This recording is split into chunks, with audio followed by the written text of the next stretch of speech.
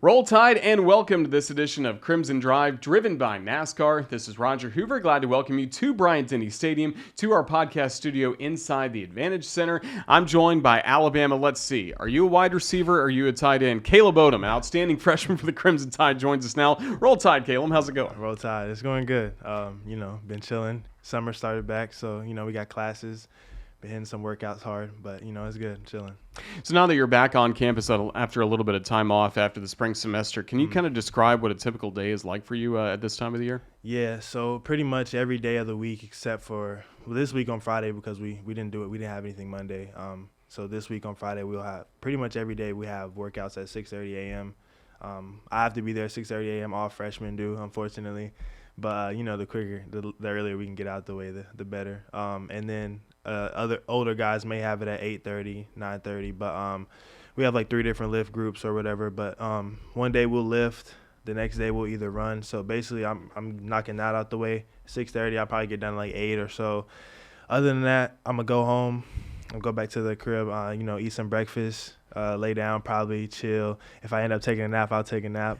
But other than that, I'll have classes from 3 to 4. So it's nothing. I'm pretty free most of the time. I'll probably go throw, play a little golf, or do whatever. Just find something to fill my free time with.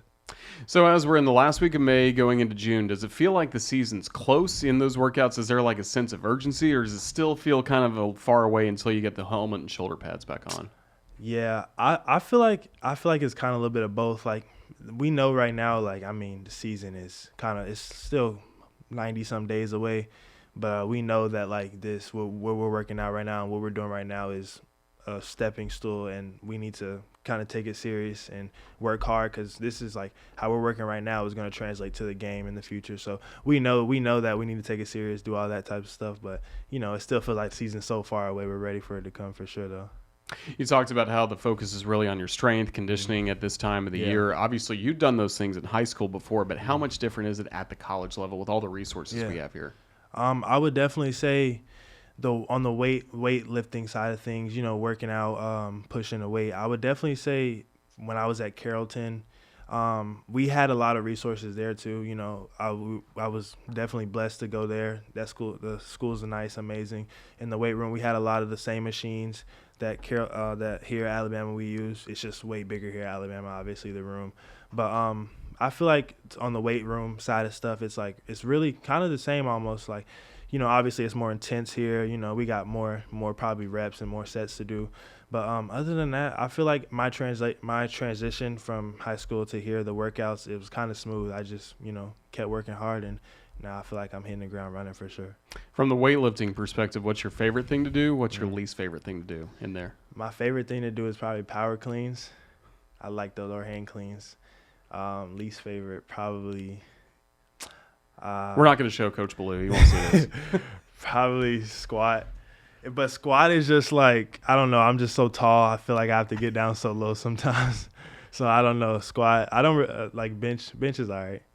Arm day. I don't mind a nice arm day. So. That's good. Well, you got to get those arms and hands ready for blocking. I mentioned as we kind of joked to start the interview, are you a wide receiver or a tight end? I want to hear from your perspective. Which one are you? I'm a wide receiver. I'm a taker. There you go. Yeah. Because your skill level, it does translate really to both sides, right? Yes, sir. Yeah. I've never really played tight end, to be quite honestly. Throughout high school, I never took one snap of tight end. They just kind of had me at tight end. So, I was going to come up here and play tight end. It'll be my first time ever playing tight end for Coach Saban. And then obviously what happened. And then Coach Shepard and Coach DeBoer came in here. They saw what I could really do from my practice clips in the bowl prep. So they were like, we got to put this guy back at wide receiver. And so they did. And I'm definitely happy because that's where I feel most comfortable at. That's certainly good. And again, we'll talk about your journey. First of all, let's go back to your hometown. You mentioned Carrollton, Georgia. What was it like to grow up? What first got you into football? It's a good town. It's a small little town. It's not that far from Alabama. The state of Alabama actually is probably 25, 30 minutes out. It's West Georgia. It has a college there, so there's a lot of people. The people are definitely nice, though. Everybody knows everyone. But yeah, I would definitely say I got into football just because I was always tall. Growing up, I was always the tallest kid. I always played basketball, football, baseball, soccer. So I was definitely playing a lot of sports, and then I kind of realized I was good probably in like 9 and 10 when I had like 45 rushing touchdowns in one season. So that's kind of when I was like, all right, like I probably didn't say that then, but now looking back, I'm like, I was definitely thinking like I could do this way longer, like keep playing football. That's a lot of touchdowns. I know, yeah. So, I mean, were you shedding a lot of tackles, or you just have a lot of open field? I was doing both, I guess. I was probably like 5'8" at 10 years old, so. There's some pretty good clips where you kind of look like Derrick Henry. Yeah, we've seen his high school clips, right? Yeah, I got some YouTube clips. It's bad, yeah. So, again, that kind of gives you the inkling that football may be the sport for you. When did you start playing wide receiver? I started playing wide receiver in middle school, 6th, 7th, and 8th grade. They put me out wide because I was too big to play running back. How much fun was that, getting to learn that position? It was cool. I really didn't get the ball a lot, so I ran like jet sweeps, maybe caught like a little screen pass every once in a while, but it was fun though. I mean, it's wide receiver, so yeah. We didn't really have a quarterback in middle school, so I couldn't really do anything. But when you get to Carrollton for high school, did you start having some good quarterbacks to work with? Then from there, did you kind of learn the whole route tree and kind of everything you had to do? Oh, yeah. Getting to Carrollton was definitely crazy. Having Juju Lewis as my quarterback, he's a phenomenal player, phenomenal person. Just the way he carries himself, he can spin it crazy. So me getting the ball thrown in the right place was never going to be a problem for me, and it was definitely allowed me to focus on the route tree. I feel like as a wide receiver, you have to know a lot of things that maybe most people wouldn't think you know. I feel like you need to know the protection. It gives you enough so you know how much time you need to run your route, whether you need to run it slow, fast, do this, do that. You need to know coverages. You need to know what the defensive line is doing. If they're sending a blitz, you need to cut your route short. Just different stuff like that. You also need to know the quarterback's read. Are you the last read? Are you the first read? You know, just stuff like that. So I would definitely say Carrollton High School was able to get me to that spot and knowing that I need to know all that. And then when I got here, got running this past spring, Coach Shepard, he's an amazing coach. He's teaching us all of that. So I feel like he's definitely getting me ready for the next level and getting me ready to start playing. So, yeah. So, again, really good high school career. How competitive is football in the state of Georgia and some of the games you played, especially in the Atlanta area schools? I mean, did you have a little bit of a chip on your shoulder when you guys would go up against them? Yeah, I'm not going to lie. Georgia football is probably second or third best in the nation. Just because it's like so competitive, but I feel like we have the best coaches in the nation. Like just the discipline that a lot of Georgia teams have is uncanny than to like any other state in the nation. I feel like it's Texas is another one up there, Florida. I don't feel like Cali's up there really no more, but you know, I feel like Georgia football is nice. Like it's a lot of different types of schools. Like you got the smaller schools, the schools that are gonna run like the ball every play. Then you got schools that are air it out, do both. So it's like it's definitely Georgia football is like that for sure. What kind of offense were you in? We were in like an air raid spread type offense, so I was getting the ball a lot for sure. And playing fast tempo too. Yeah, fast tempo, yeah. That's certainly good. If you look back to your high school days, who is the coach that really influenced you the most? Who helped you the most in your development? Yeah, so getting to Carrollton my 11th grade year, I would say I was taken in by Coach King, obviously the head coach there. He was amazing. You know, just the way he's a crazy coach. He's gonna hold you to a standard of perfection. We call it the gold standard at Carrollton. And so he's definitely gonna hold me there. He was a big influence in my life, just learning how to be a football player, but also a man. And then obviously my wide receiver coach, Coach Josh Barge, he played at Jacksonville State for a little bit. He has every record there. So him, he's so young. I was able to kind of vibe with him more, talk to him about deeper, like more personal things, have conversations with him and my mom. So he was definitely able to be a big influence in my life for sure. And then your world when you were in high school got rocked a little bit. You mentioned more personal things. What can you tell our fans about your little brother, Cannon? Yeah, so Cannon's my little brother. He's 3 years old. He's going on 4 this September. But yeah, my freshman going into my freshman year of high school, my mom had him. He ended up having a brain injury throughout the pregnancy and the delivery. And so when he came, he was without oxygen for maybe 20, 30 minutes. And so, yeah, him being born, he wasn't able to, he's not able to swallow. So he has a feeding tube and different stuff like that. He's not really able to, he's kind of like behind on his age So he's probably like, he's 3 right now, but he's probably actually like 6 months, maybe like 7 months. So yeah. But Cannon, I love him, man. That's my brother. I'd do anything for him. That's my ride or die. So yeah. How did it change your perspective at all on just even your role kind of in your family and your household? Yeah, just seeing all the stuff my mom had to do. Like she's seeing, like, he was in the hospital for probably the first year of his life in Atlanta. So just seeing her make the sacrifices, still being able to come to my games, see me, like make time for me, but also her going up to Atlanta every day, driving 45 minutes plus traffic. To see to see Cannon was definitely, like, it put a new perspective of, like, wow, like, my mother is a strong person. And then I have something else, like Cannon, like his injury, obviously that. So, every day I step on the football field, I have a why and a reason of why I do stuff and who I want to do it for. So, yeah. How meaningful is it when you get to go back home? Even when you're in high school, you're done with the ball game, you get to see him, and now in some break times you gotten to see him, and I know they're going to hopefully move here, and you get to see him a lot more, right? Yeah, I am. I'm excited. Just seeing that hopefully they'll move here this summer, probably the next month or so. But yeah, that'll be good. They'll be living near Birmingham or whatever. So the UAB hospital for children is really good up there. So I know he's gonna be in good hands. But I'll be going up there a lot to see him for sure. We're really happy to hear that. Yeah. And again, you made Alabama your choice, so just like your family's now following behind as well. When did Alabama kind of get on the radar in the recruiting process for you? So it was actually pretty late. I feel like Alabama didn't really start coming really toward me until probably senior season. And then when senior season started, I got offered by Coach Reese. So he had just came in from Notre Dame at the time. I think, well, actually that's not the right timeline. I think he came in the end of my junior year. He had just came from Notre Dame. Then he offered me, and so I was able to talk to Coach Saban on junior day, talk to him.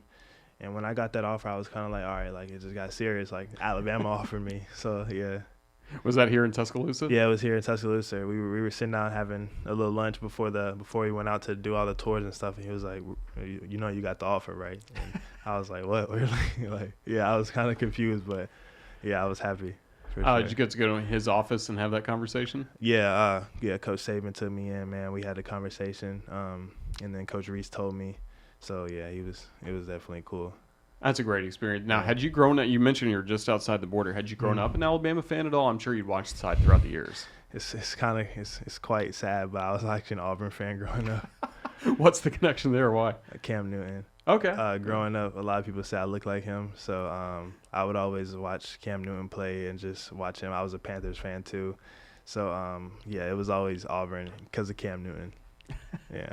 But then pretty quickly you're able to embrace the Crimson Tide and all the tradition. And again, I'm sure just being around Coach Saban, I know how intimidating it was for me as a fan getting to know him as a broadcaster. But, I mean, what was that like for you the first few times? Yeah, at the end of the day, Coach Saban is just a person just like us. So I was nervous, but I realized that, and I was like, he's just a person just like us. And so I was able to kind of start to actually listen to him more and understand what he's saying and why he's saying it, and, like, not be so, like, scared or timid and ask questions and stuff. But it was surreal for sure, just knowing that's Coach Saban talking to you. Yeah, it was crazy. And then this fall, again, you made your commitment to Alabama. You were able to get back to campus for a lot of games. Why was it important for you to keep coming back here to Bryant-Denny? Yeah, it was important just to keep feeling the atmosphere for sure. Getting up here for game days was big for me. I wanted to see what I would be playing in and how it would be like, and it didn't disappoint for sure. I committed to the Tide July 15th. So, but it was important for me to just keep getting back up here for connections and to like see what I would be playing in the atmosphere, but most of all, like, connections, like getting to know my coaches more and more, like seeing how they coach on game day, stuff like that. It was big. So, yeah, seeing the offense I'd be put in, that was it. So here a lot in the fall. Then were you an early enrollee? Yes, sir. So what was that experience like? When did you get here in December? Yeah, I got here in December, right for bowl prep.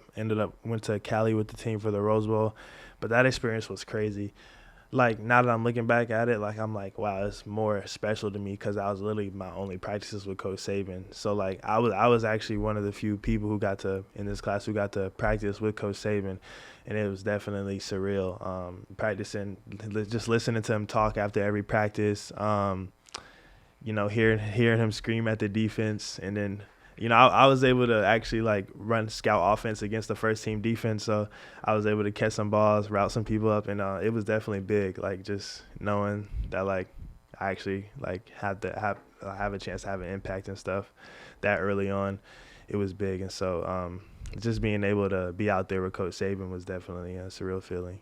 And that allowed you to practice against guys that had heard their name called in April for the NFL draft. I mean, what was it like going up against Kool-Aid and Tyrion a week before you'd been in high school? Yeah, it was crazy for sure. I was playing, so I was everywhere on scout team and ended up going against Kool-Aid a couple of times. He's really good, bro. I'm not gonna lie. He's got 3 years on you. Yeah, he's tough. He's nice, but and then like I have a vivid memory of Terrion. Like me and him, we would go at it. Like we actually like we had this period like 2-on-2s, and like so I actually went against Terrion one time and I ran a corner route, caught it on him, and I felt like dang, like I just caught the ball on Terrion Arnold, but it was cool for sure. Just practicing with those guys. Dallas. I blocked Dallas a few times. That wasn't easy. That's not easy. Chris Braswell, that wasn't easy. But it was definitely fun practicing with them. So that's a really great experience. You get to go out to California for the Rose Bowl, and then just over a week later, you walk into a team meeting, and I'm sure I got some news you didn't expect. What was that like? Yeah, it was crazy. We just everyone just kind of went in there all expecting him to be like, like let's get back to it, like let's work. Fell short, but we're gonna get back to it. But like it was kind of like halfway through his little speech, like you kind of tell his body language is off or whatever. So like, and we kind of knew when he was like right when he was like, this is the first time I felt like I haven't been able like to uphold the standard of Alabama. Like I remember those words vividly coming out of his mouth, and I was like, oh my gosh, like what? And then like I kind of wasn't even paying attention. But then I heard the word retired, and I like snapped back in it, and you couldn't hear you could hear a pin drop in the room. Like everyone just went like dead silent, like because nobody knew, and it was so unexpected. Like it was crazy news for sure. I went and called my mom right after. Did you get a chance to talk to him one-on-one at all? Maybe not even that day, but in the weeks afterwards? Nah, I haven't. I didn't. I never got to talk to him after. I know he's been living his life though, for sure. Retirement life is fun, so I'm not mad or anything. I know he's been chilling. Again, a great experience. You got to be around him for the Rose Bowl practice and even right after. And then, Greg Byrne also talked to you guys, said, hey, it won't be long until I have a new head coach in place for you. And then that Friday night, you get to meet DeBoer for the first time. What was it like getting to hear the news, first of all, that someone that had just been in the national championship game is now your coach? Yeah. I really never knew anything about Coach DeBoer. Obviously, him being a Pac-12 coach and like him being up there, I was never really was like into that football, like watch those teams or whatever. But I would see like when Washington I would watch the games when they played Oregon. They knocked off Oregon, and then went into the national championship. So I obviously knew who he was. I never really knew much about him though, but get him to meet him that night. It was kind of like 9 p.m. He came in there late, and we all just kind of like. We didn't know what to expect. I didn't know what to expect, really. I was kind of expecting anything, but he came in, he talked. He's a great guy for sure, I can tell. He's a great coach so far from what I've seen during spring, so we're all excited for sure. That certainly is good. At any point were you kind of tempted maybe to kind of look around elsewhere, or were you always pretty committed to Alabama? No, I came up here because it's the University of Alabama, and because I knew here I can make it to the NFL. So I was never it never crossed my mind. Like I called my mom after Saban retired, and I was like, I told her Saban retired or whatever, and then she's like, no, wow, like she almost started crying or whatever. She was like, what does this mean for you? And I was like, I don't know, Mom. All I know is I'm locked in or whatever. And so it's been a business for me, but it's never been. I've always been like, when I made this commitment, I made it, and I never thought about flipping once. So. That's really good to hear. And then not only Coach DeBoer comes in, but then probably for you, more importantly, you want to know who your new wide receiver coach is going to be. Jamarcus Shepard steps in. What have you liked about getting to know him? Yeah, Coach Shepard is funny, man. He's a cool coach. He's definitely he wants like perfection out of you, and I've been kind of around that type of coaching in high school and now obviously here. So. Like listening to him, he gets on us, but I understand he wants us to be perfect. If he wasn't yelling at us, he wouldn't think we could, he wouldn't be yelling at us if he didn't think we could do it. And so I understand that, and I know like he's gonna get us where we need to go. Him having like 3 1,000-yard wide receivers last year in Rome, Jalen McMillan, and the other receiver, Jalen Polk. I know that he knows what he's doing for sure, and so I'm excited. But getting to know him was definitely a cool experience. He's really funny. And then Coach Sheridan comes over as the offensive coordinator as well. Familiarity still with Coach DeBoer on that Washington staff. Have you looked back to much Washington film and kind of see, okay, here's where I can fit in now with this new Alabama offense? Oh, yeah. Like over the weeks after they got hired and stuff, like I would just be on YouTube watching all like the ESPN highlights of like every game of their season. I would watch the Oregon games like 5 times, watch the Oregon State game, all those games. So I've definitely seen where I can see myself making the same plays that maybe Rome made, and I can definitely see myself like being able to make an impact in the offense for sure. That's really good, and to do that, you got to have a really good quarterback play. Jalen Milroe leads that room. What's been like getting to know Jalen? Yeah, Jalen, he's definitely a character, man. He's funny, but what I like about Jalen is that like he definitely, as soon as like all the early enrollee freshmen came in, like I feel like he's not one of those guys that's like, all right, like I'm not gonna like talk to them or whatever because like maybe they're too young or like I'm not gonna make them feel like he definitely like as soon as all the freshmen enrollee came in, like he talked to all of us. Like I remember like me and him would always be joking, and so like he definitely made us feel like okay, like we're a part of this team, like we're a part of this team, and so getting to know him has been cool for sure. So he's a good guy. He's a great leader. We had team run this morning. He's encouraging all the guys and stuff. So yeah, he's good. How important is it the time away from kind of the organized practice that you had either in the spring, or we know you're doing a lot of strength conditioning stuff right now, but just getting together, not just with Jalen, but all the quarterbacks, all the wide receivers, running backs together to just do your own thing? How are those things organized, and how important is that building up the chemistry with your new quarterbacks? Yeah, we make our own time to go run routes, we like before spring in, we called in all the receivers, the quarterbacks, and the tight ends, and we literally went through NFL clips and our clips, and it was about like we went over like scramble drill and different stuff just to understand like this stuff translates to the next level, so we got to get this right. Like, and it was very clear that like Jalen was a big part of it. Like he wants us to be better, he wants us to get better, and he's also focused on himself getting so much better. Like he tells us every day he's not perfect, all that stuff, and so we make time to go do stuff like that. Ty, he also is a part of it, and then Dylan too. Austin Mack, he's up there a lot throwing. All four of our scholarship quarterbacks are really good. So but it's important that we get to know how those guys throw the ball. Like all that stuff is very important because it translates to the game, and when you know how to run a route or what guy you have back there, it's big. So yeah. How competitive is this wide receiver room? Oh, we're very competitive. Man, it's crazy because like throughout spring practice, we have like a detailed grade or whatever, and we were striving to win it every day at practice, and so I feel like we definitely like are very very what's the word competitive group. Yeah, we're a very competitive group. And that's got to extend, too, to the defensive backs, linebackers you're going up against on the other side of the ball. We know there's a lot of talent there. Yeah. We had Kobe Prentice in that chair a few weeks ago. All he talked about was Red, basically, and how good Red Morgan's been for them. Yeah, Red is good for sure. I feel like the guy I've been kind of going up against a lot is Xavier Mincy. He's nice. I feel like he's going to be really good. He's a long body corner, he's like 6'3", 6'2.5", 185. So I feel like I've been going up against him a lot. He's really good. So I'm excited though. But going up, also like guys like Malachi Moore back there. He's a big leader on the backside. He's been making some plays. And so yeah, Bach, he's pretty good.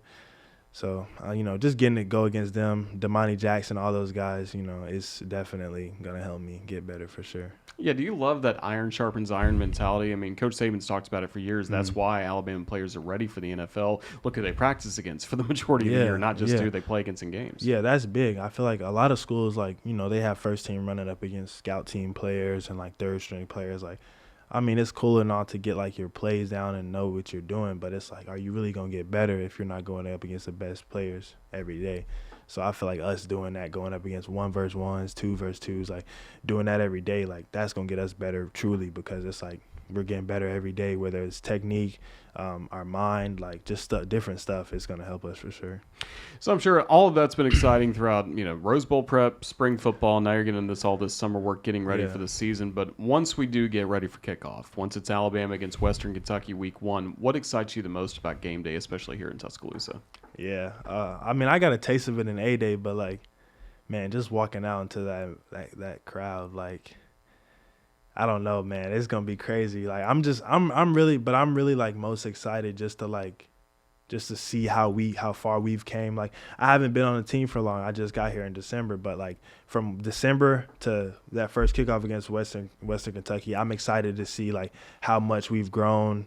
And then from the Rose Bowl game, I was able to watch that. I'm just excited to see how much the team has grown and how much we actually have learned and how we're going to translate that to the game. But there's a lot of stuff to be excited about for sure. Yeah. Well, we can't wait to watch. We have had a blast, Caleb, getting to know you a little bit better here on Crimson Drive, driven by NASCAR. Just thank you for all your time. Best of luck this summer. We can't wait to see you this fall. Roll Tide. Yes, sir. Roll Tide. I can't wait.